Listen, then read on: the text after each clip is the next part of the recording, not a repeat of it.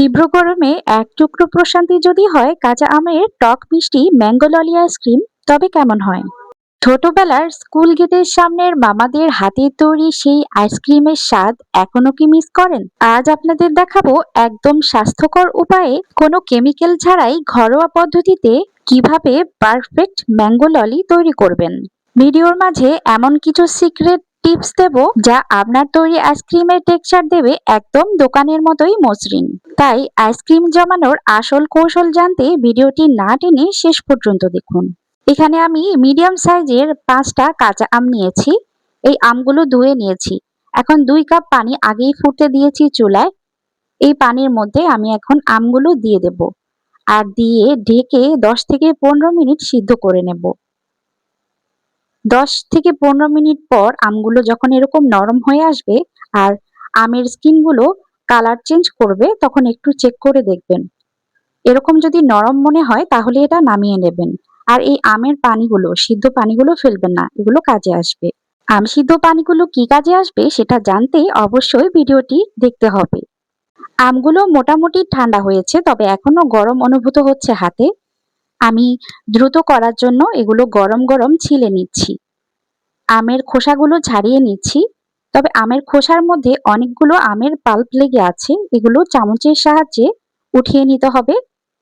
এভাবে করলেই চামচের সাহায্যে এগুলো উঠে যায় চামড়া থেকে।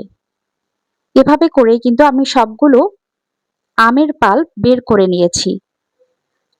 আমের আটি থেকেও পাল্পগুলো আমি ছাড়িয়ে নিয়েছি। এখানে আমার প্রায় আধা কাপের মতো আমের পিউরি হয়েছে। এই আমের পিউরিটা একটা ব্লেন্ডারের জাগে নিয়ে নিচ্ছি।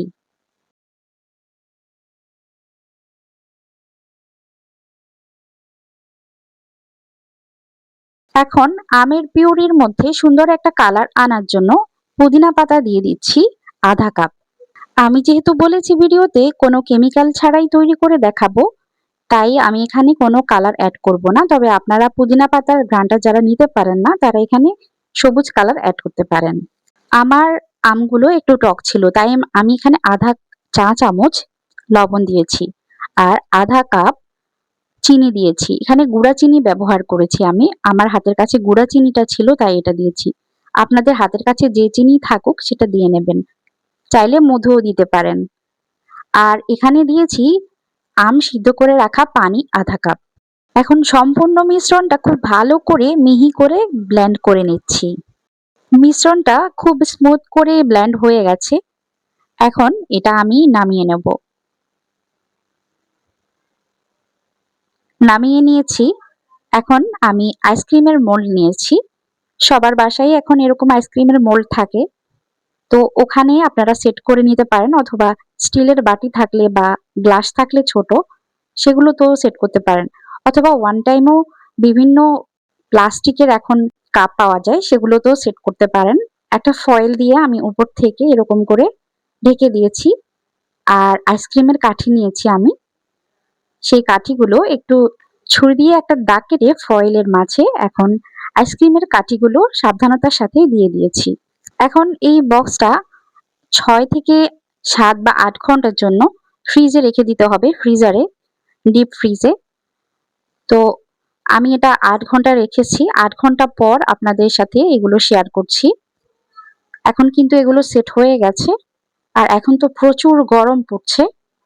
এই গরমের মাঝে এরকম যদি কাঁচা আমের আইসক্রিম খাওয়া যায়, গরম কিন্তু অনেকভাবেই কমে যাবে আর খেতে ভীষণই মজা। আমি এখন এগুলো মোল্ড আউট করব, তার জন্য নরমাল পানি নিয়ে এসেছি। এগুলো তো ফ্রিজে ছিল, একটু ওঠাতে কষ্টই হবে। এভাবে করে যদি নরমাল পানিতে 1 মিনিট ডুবিয়ে রাখা হয় তাহলে কিন্তু এগুলো উঠানো যায় খুব সহজেই। দেখতে পাচ্ছেন খুব সহজেই এটা উঠে গেছে। আর এখন যা গরম, সাথে সাথেই কিন্তু সব মেল্ট হয়ে যাচ্ছে। এই যে দেখেন বরফের কুচিগুলো 1 মিনিটের মধ্যেই কিন্তু সব এরকম গলে পানি হয়ে যাচ্ছে, এতটাই গরম পড়ছে। আপনাদের এলাকায় কি অবস্থা গরমের অবশ্যই কমেন্ট করে জানাবেন। আর এই গরমে এরকম যদি ঠান্ডা ঠান্ডা কাঁচা আমের আইসক্রিম খেতে পারেন, এটা অনেক বেশি হেলদিও হবে আর স্বাস্থ্যের জন্য অনেক বেশি উপকারী।